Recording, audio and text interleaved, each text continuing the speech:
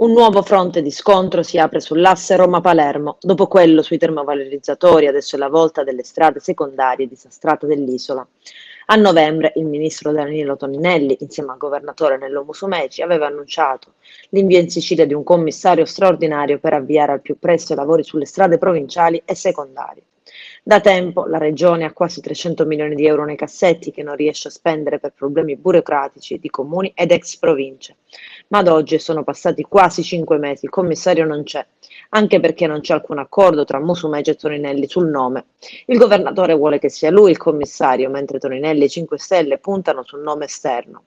Adesso dal Ministero delle Infrastrutture accusano la Regione. Sul tema del commissario straordinario per la viabilità in Sicilia, la Regione continua a non operare in modo costruttivo per raggiungere in sinergia con il governo centrale l'obiettivo di ridare all'isola una rete viaria decente, si legge in una nota del Dicastro guidato da Toninelli.